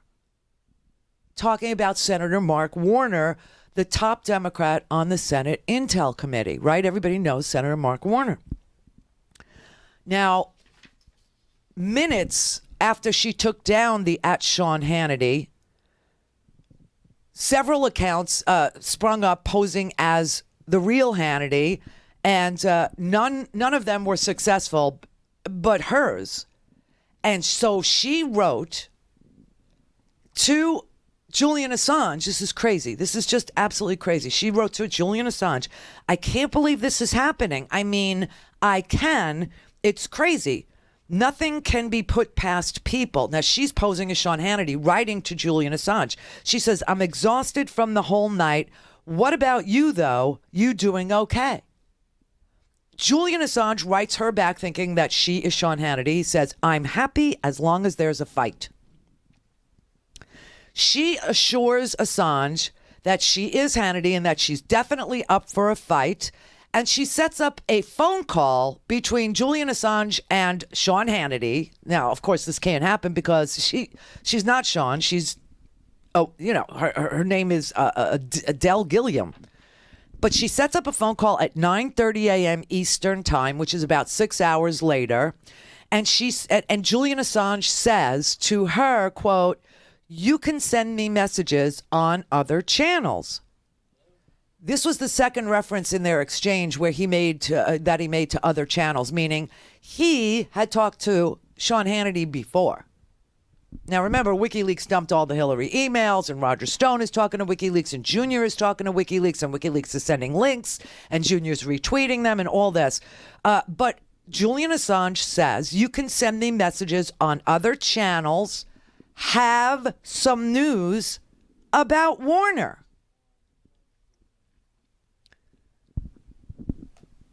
Okay, last night, Sean Hannity says he's got some news about Warner. Meanwhile, you mentioned Mark Warner. He has been leading one of the probes of President Trump's ties to Russia. It turns out he had extensive contact himself with a lobbyist for a Russian oligarch who offered him access, yes, to Christopher Steele. Warner texted he would, quote, rather not have a paper trail in case he could not seal an agreement with the former British spy. Steele has not agreed to an interview with the panel. He began texting with this lobbyist, Warner did, Adam Waldman, in February 2017 about getting testimony as well from Russian billionaire Oleg Deripaska, who had his visa revoked by the State Department in 2006 because of charges he has ties to organized crime in Russia. Warner wanted to connect directly with Steele, though, without anyone else being in the loop, at least initially. Quote, we have so much to discuss. You need to be careful, Warner texted, but we can help our country. Waldman texted back early last year, I'm in. This is all coming from Julian Assange. I mean, Sean Hannity is actually receiving information. He calls it sources, and now we know the source. The source is Julian Assange. Now, what's interesting about this is that Warner's office has confirmed that the text messages are authentic, and Warner and Rubio, oh yes, Marco, little Marco, and the chairman of the Senate Intel Committee, Richard Burr, all said that Warner had fully disclosed his contact with an American lobbyist who does represent Oleg Deripaska, which should be illegal in this country, honestly, but that Warner had disclosed all of this to the committee 4 months ago. And what Warner was trying to do was to get a bipartisan memo from Richard Burr and himself written to guarantee Chris Steele the ability to come and testify, because they can't subpoena Chris Steele because he's not an American citizen, he's British. The former MI6 Russia investigator, they were trying to get a bipartisan letter so that Chris Steele would feel confident that he could come and give his testimony in complete confidence to the Senate Intelligence Committee. This did not happen until February of 2017, well after Trump was inaugurated, well after they knew about Michael Flynn, well after the intercepts of Jeff Sessions, well after the investigation, the counterintelligence investigation was launched. And of course, the Intel Committee was made aware of it. And so it looks, the rest of the exchange was that Christopher Steele was spooked by all the attention he had received around the world. He was skittish about talking to the Senate Intelligence Committee. He told Mark Warner he was skittish about it. He said the man who was acting as the go-between, the lobbyist for Oleg Deripaska, an American guy named Waldman, who works at a law firm here in Washington, wrote to Warner, yes, talking about Steele, yes, he seems to have cold feet from the leaks. He wants a bipartisan letter, and he wants written questions. Following these texts, Warner actually said, no need to coordinate date for a trip, because Warner said, I'll come to England. I'll come there to talk to him, to get his testimony. And he said, I need to coordinate a date for a trip. Can you talk with my scheduler? I also want to discuss Paul, meaning Paul Manafort. On March 26, Warner texted, really need to set dates. Things are going to really pick up. Mr. Waldman texted him back, standing by to do it, awaiting your call from your scheduler. Also, Steele would like the letter we discussed. Please call. This is not a secret, but Sean Hannity is too stupid to understand that. Julian Assange is feeding Sean Hannity this crazy hacked information off of people's phones. Sean Hannity is receiving this stolen hacked material off of Senator and Senate Intel Committee ranking members' phones, and Sean Hannity is referring to it as a source on his show to gin up, some sort of controversy about Senator Mark Warner, the ranking member on the Senate Intel Committee, who's simply trying to talk to Christopher Steele and get him on the record, get his testimony on the record for Congress, which is his job as the ranking member on the Senate Intelligence Committee. So Rubio actually came forward and said, we've known about this for 4 months. He disclosed everything. We knew what he was doing because what Chris Steele was asking for was a bipartisan letter. So, of course, he showed these texts to Richard Burr and to the Republicans on the Intel Committee because they were trying to form a letter giving guarantees to Chris Steele that he would be safe coming here, that his privacy would be protected, and that we could take his testimony. But it's just so fascinating how, this woman is posing as Sean Hannity on Twitter, and all of a sudden the first contact is from Julian Assange saying, I got dirt on Warner. I got dirt on Warner. And that's on January 29th. And then last night, breathlessly, they're reporting, breaking news. There's no news here because Warner told the Senate Intelligence Committee he was doing this, that he was trying to get a bipartisan letter written so that they could take Chris Steele's testimony. I mean, it's just disgusting. This is like the Nunes memo, which, bombshell. Yeah, it was a bomb. And it was a shell of what you promised. Now I'm sitting here knowing the clock is ticking on the Democratic memo being released. Remember, they gave it to Donald Trump for his review. On Monday? So the clock started ticking. So it'd be, Tuesday, Wednesday, Thursday, Friday, Saturday. He's got till tomorrow. 5 days to make this public if he's going to do it or not. And so today, the reporters asked Donald Trump, are you going to show the Democratic memo, which is the debunk of the Nunes piece of crap, point by point? And he said, I'm going to issue a letter. I don't know what that means, but this is just so vile that they are trying to discredit the Mueller investigation by discrediting the Senate Intelligence Committee, the FBI, and obviously everybody knows the New York FBI is under investigation by the Inspector General of the FBI.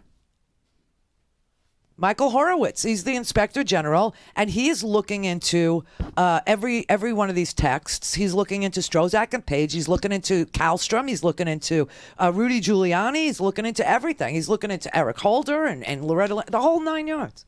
In fact, this is the same guy that looked into Fast and Furious and wrote the 500-page report that Fox News twisted and turned, about Fast and Furious, not doing it because we were trying to absorb all these weapons that we send to Mexico that end up in this gang violence. Anyway, it's all twisted on that news channel. It blows my mind. But I remember telling you about this girl posing as Sean Hannity, and the full weight of what happened didn't hit me until last night when, it was actually this morning when Scotty pulled this clip and said, look what happened on Fox News last night. I was like, oh my God. Because, we had this story on the 29th that somebody was posing as Sean Hannity and that Julian Assange had responded and that Julian Assange was telling who he thought was Sean Hannity, hey, contact me on other channels. I thought that was the biggest part of the story, was that Sean Hannity's in regular contact with Julian Assange, and he's, right alongside Roger Stone and Jr. getting all this hacked, stolen information. This is a crime. But it's more than that. It's that Assange was trying to tell Hannity, I got dirt on Warner, to discredit him. And then last night, all of a sudden, there's this report. Meanwhile, you mentioned Mark Warner. He has been leading one of the probes of President Trump's ties to Russia. It turns out he had extensive contact himself with a lobbyist for a Russian oligarch who offered him access, yes, to Christopher Steele, who sued Paul Manafort over a failed business deal, has information to share. But so far, he has not gotten legal immunity, so he hasn't talked to the Senate Intel Committee. But, Sean, the bottom line is you have had Warner and other Democrats scrutinizing the president's ties to Russians. Now, obviously, these text messages coming out. Warner's got ties to Russians. Why? Because there's a guy in a lobby shop like Fat Danny Hastert. He used to lobby for Turkey. Paul Manafort, he just failed to register, and he took dirty money. I mean, he laundered money for them. If this guy Waldman is a registered foreign agent and he's lobbying for Oleg Deripaska here in the United States, he's an American lobbyist, and yes, what they do is pretty damn disgusting. But he's a lobbyist, and if he's registered as a foreign agent, and he's allowed to lobby, on behalf of Oleg Deripaska in the United States, he's committed no crime. But they're trying to say that Mark Warner is colluding with the Russians. No, Mark Warner is trying to get testimony from Chris Steele by getting a bipartisan agreement to either go and depose Chris Steele in the UK or for Chris Steele to come here and testify behind closed doors to the Senate Intelligence Committee, which is headed by a Republican, Senator Richard Burr. The nerve of them.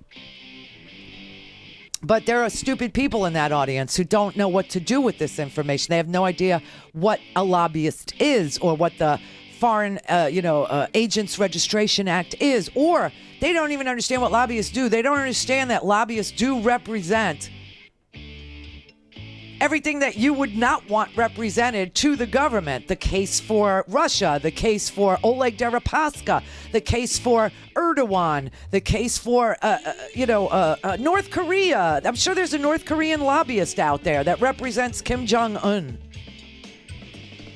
Yeah, it's a disgusting field of endeavor, the lobby thing is. And I know all about it. But people in the Fox News audience, they just hear Mark Warner, Russia. Hillary Clinton, Russia, uranium. Oh, my God. They don't understand anything that they're listening to. And that's why they just pump this out. But Sean Hannity is receiving stolen, hacked information. Isn't that something? To speak to Randi, call now, you bastards. 561-270-3844. Hello. The Randi Rhodes Air Force. Hey everybody, it's Brett from the Randi Rhodes Show. Independent media is the future, and Randi's leading the way. And it's ironic, the more freedom she gained, the more expensive it got. It's crucial now, more than ever, to keep this show pure and free of corporate influence so Randi can tell the hard truths. The first step to change is an unbiased media, and for that, we need your help. So please, go to randirhodes.com/support and subscribe, you bastards. Gobble, gobble. It's time for more turkey. Oh, yeah. All natural turkey jerky from Herky-Jerky. That has been a hit ever since they introduced it in late 2017, that turkey jerky, because it's got no nitrates, no artificial ingredients, no MSG, preservatives, and no fat. The turkey jerky is the perfect snack any time of day. And, oh my God, it's absolutely delicious. It's bite-sized pieces of fresh turkey.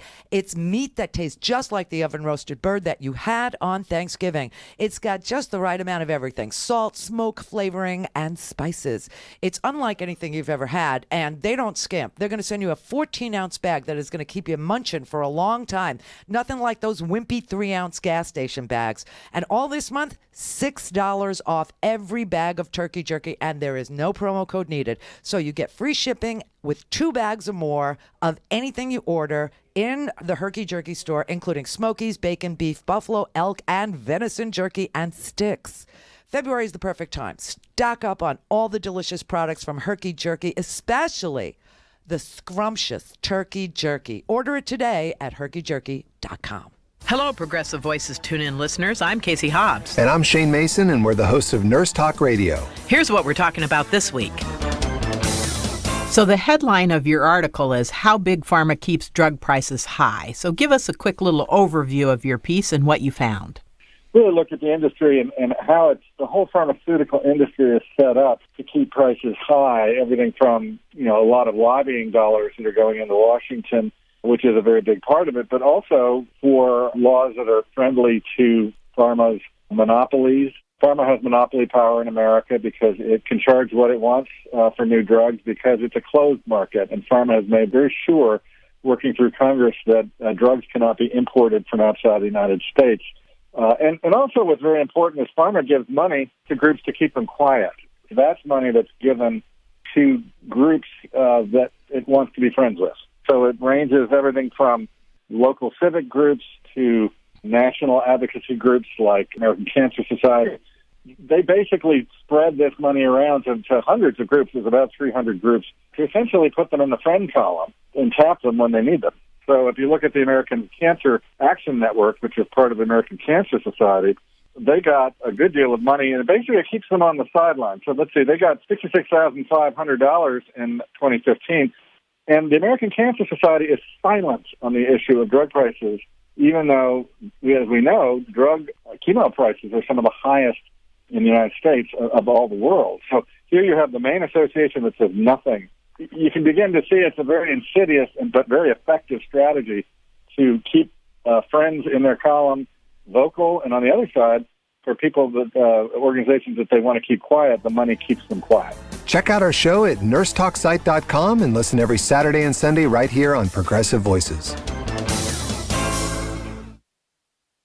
This is the Randi Rhodes Show. To speak with Randi, dial 561-270-3844. That's 561-270-3844. I want you to listen very carefully to this next clip. This is an ex-CIA operative. His name's Glenn Carl. He's trying to explain to you why Trump does what he does as far as all these crazy news stories. I mean, they're trying to say that this is almost rational, that he's doing it, knowingly. No, I really think Trump operates in chaos because people can't follow what he's doing when he says outrageous things all the time, and and he puts you back on your heels, and then you end up commenting on his white supremacy, or you end up commenting on his praise for a wife beater, basically, or his praise for Roger Ailes, who is a sexual harasser who's paid millions of dollars in penalties, adjudicated by a court, or he defends Roy Moore, who's been molesting children since at least his 30s that we know about, and he says, he says he's innocent, but this is an ex-CIA operative, and part of what they do is psychological profiling of various world leaders. And here's what he's explaining to us about Trump and what Trump's actually doing when he attacks law enforcement, when he attacks the judicial branch, Judge Curiel, he's, he can't sit and judge. Just listen. For decades, going back to the fascists in the 1920s in Europe, Mussolini and the National Socialists in Germany, the approach has been that the organs of government, the judiciary, the law enforcement authorities, the FBI or the CIA, the organs of government that represent and enforce the people and enforce the laws are characterized as not representative of the people. And only the people can be represented in this theory by the leader with a capital L. And that should remind someone of people of what's happening and what happened elsewhere in the world, in contemporary our day and decades ago. And if only the leader can represent the people, then the organs of government and the laws don't count and should be ignored if they are in the way. And that is a formula for autocracy, for dictatorship. That's anti-American, un-American, and against the norms of our history. But we see this happening. Now, the deeper problem for us all is that most people focus, understandably, on their pocketbook, on the day-to-day crises of what's happening in their lives or politically. And long-term trends never get attention until the crisis comes. Yeah. And when the crisis comes, it's too late. It's too late. Now, obviously, we see a crisis here. We see a crisis in character, integrity. We see a crisis of the president, literally trashing the institutions of law enforcement, the judicial branch. We see him attacking a FISA court. You see him attacking Congress members. You see him attacking other, members of Congress as being un-American when it's truly he that is un-American. You see him praising not just misogynists that literally pick their hands up and beat their wives, but protecting child molesters and, discrediting the law enforcement that should have, fallen on their heads, protecting the Roger Ailes and the sexual harassers and attacking African Americans. Now, by the way, you know how he said, I don't even get credit when the news is good. These Democrats are so anti-American, they wouldn't clap for me. Their dear leader, they wouldn't clap for me on black unemployment being at a historic low. Since he said that, black unemployment has spiked. When he made that statement, black unemployment was 6.8%. It's now up to 7.7%. It is increasing. It is increasing. And trust me, this man has no interest in representing the forgotten man. The three of us are trying to reason through what's going on and to explain this. And in that sense, we're making an error because rationality and reason are actually secondary. What counts is the amygdala, our primitive part of the brain, and emotion.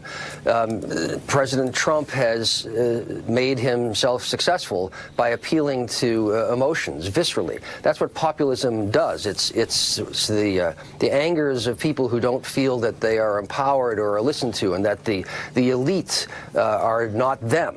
There's a deep anti-intellectual tradition in America also. And so therefore, the law, the representative organs of government that embody our agreed principles as embodied in the law are somehow then twisted into becoming un-American, which is, of course, insane, but it is profoundly dangerous. We have seen what has happened elsewhere when someone says, I represent the people. We heard this in the inaugural address. In the when he accepted the nomination, Trump said, I alone can fix this. Then he said, I will accept the election results if I win, but otherwise not. Both of those things are so un-American that they lead to the end of our democracy. Believe me. Yeah, and listen, these are people who actually study, autocratic societies, the National Socialist movement that led to the Nazis, and it's happening in Poland. I don't know if anybody follows anything beyond our borders, but in Poland they just passed a law that says that any Polish citizen who claims that the Poles were involved in the Holocaust will go to jail. It's a white nationalist movement in Poland that's winning. And there's a white nationalist movement in this country that's trying to win and is being protected by like-minded Republicans. There's a theft of the Treasury that's underway yet again. We saw it with Bush. Nobody believed me when I said that he's created one of the biggest heists in the history of the world. And yet it happened. And in 2008, the whole 2007 period of time, I was on the air every single day trying to tell people Bush is stealing from us. I mean, he's committing the greatest heist in the history of the world, that they are stealing from, these banks that have your mortgages, and that they're chopping up your mortgages into little shreds, and they're mixing them with bad mortgages, and they're selling these things all around the world. And it's going to tear the financial system apart. And sure, and then people used to call and yell at me, what was wrong with me? And I didn't understand finances, whatever. And it happened. It all happened. And it's going to happen again. Except this time, the end result is not just a financial collapse, but it's going to be a rise of white nationalists protecting. He's not going to do a stimulus package, and he's not going to bail out the banks, and he's not going to bail out the automobile industry. Instead, he's going to deputize, the white supremacist movement. And you're going to see deportations of the dreamers. You're going to see, this is the House's, fervent wish is to frog march almost 2 million people out of our country, these children who are now grown and obviously did very well by never being arrested, by never getting a traffic ticket, by putting themselves through school, by having jobs. I mean, I don't know, how to stop it unless we all get serious about getting out in the street. And we all get serious about, these elections in 2018. Otherwise, too late is going to happen. And, I'm good at predicting things. I guess because I read a lot, and I can see, what's going on, what's being said. I can follow a story from its inception where, some crazy girl is imitating Sean Hannity, pretending to be him, and Julian Assange is, tweeting, I got dirt on Warner and, talk to me on other channels. And then, me and Scotty and Brett and Howard, who all do the work on this show, can hear them actually exploiting that stolen hacked material and flag it for you. I mean, it's what we do. But can we stop it? Can I alone? Hell no. Dennis in Buffalo. Yeah, I believe what we got going here is psychological warfare, one-on-one. And that this deceive and deny. Deceive and deny. He's deceiving us by telling us every lie in the book and then denying it after even if you show them the recording. Now, everybody's a liar but Trump. Now, what's really going on here is He's blaming everyone. He's a buck passer. Okay, he blames law enforcement. He blames John Kelly. He blames Don McGahn. He blames Rod Rosenstein. He blames Mueller. He's a blamer. And then it's backed up by propaganda, Fox News Channel, and conservative talk radio, thousands and thousands of unanswered hours a day. You know, it's funny. I was listening to Don Lemon the other night, and he was saying how he had this idea. He said, oh, I don't even want to give away my idea. Well, it's already been done, Don, because I did it. Where you would take all these thousands of hours of bullcrap from Sean, from Rush, from, what's his name? Glenn Beck, all of them, and you debunk it. You spend a consummate amount of hours debunking everything they say. I used to spend my whole day doing that for years because I followed Rush Limbaugh every single day. And I used to spend my entire show debunking what people had just heard for 4 hours with my show for 4 hours because I used to work 4 hours a day. And I tell you, all that happens is, some truth gets out. Some people can be converted to the truth. But for the most part, you can't combat thousands of hours of propaganda. But this is what we're up against. We have a president who blames law enforcement. We have a president who blames the judicial branch. He's blaming the FISA court for, being duped. Okay? He's blaming Hillary Clinton for exactly what he did. He's blaming the wives for reporting, a spouse, a wife beater, right? Yeah. He blames everybody to give them permission to have their absolute worst based self be freed so that they can be, white supremacists. They can come out and that's the kind of crap that, you show with clips like this guy in North Hollywood who was yelling at this Asian girl, F you, F you, F you, you have a flat face and a flat nose and we're going to bomb the crap out of you. This is what Trump is doing. This is what dictators do. This seems to be working under the. If you take the concept. Well, it works with a third of the country, and it always will. Yeah. It always will. We might be right about that. I know I'm right. It's always been 33%. It's always been 1/3 of this country is white, hold white supremacist views, literally despise Jews, believe that there's some Jewish conspiracy to control them. They believe that George Soros runs everything.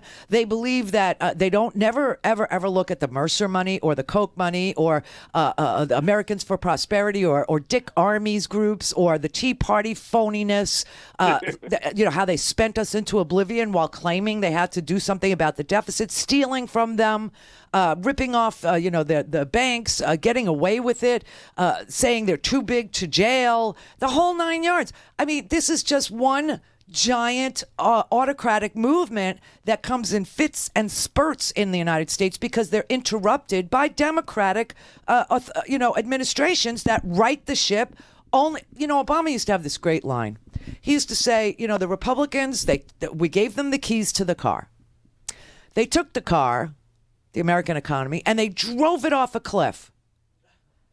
And now they have the nerve to ask for the keys back. It's exactly the rinse and repeat cycle of American governance. What's different about this is that you have a president who is using hatred and fear, and blame and backed up by crazy propaganda about it's okay to beat your wife. We wish Rob luck. Rob, he says he's innocent. Roy Moore, he says he's innocent. Roger Ailes, he's a good man. He says he's innocent. You know what I mean? Even after the police reports are made public, even after the photographic evidence is made public, even after Roger Ailes, court-ordered millions are ordered to be paid. He's bizarre. And allowing people with no security clearance to see sources and methods, to see, if Trump wasn't president, he wouldn't even be able to get a security clearance. Think about it. This is a man who bankrupted companies over and over again. This is a man who takes foreign money. This is a man who was accused of rape by his first wife. Do you really think that Trump could get a security clearance? You have accusations from more than 24 women, sexual misconduct allegations. He would never get cleared. Never. And he's the president of the United States.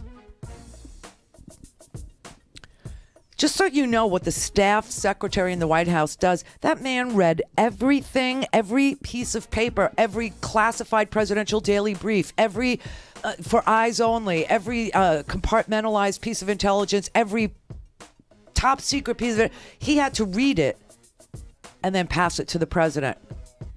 That's why it took, a Rhodes Scholar to be that staff secretary. This isn't just he typed. He didn't type. It's a man who read everything. And we can't, Trump cannot recruit top talent because the people in Washington who are really, truly talented and dedicated to the Constitution and, they will not taint their resumes to put Trump on it. They'll never work again, and everybody knows it. And that goes back to the first show we did on July 15th. I think I began that by reading you, some of the intelligence communities, like 100 intelligence professionals saying, do not go to work for Trump. You will never recover from it. Do not go to work for Trump. They knew that he was an intel nightmare on every level. They knew. The intelligence community, they knew that Trump was a Russian agent. Buy a stinking podcast.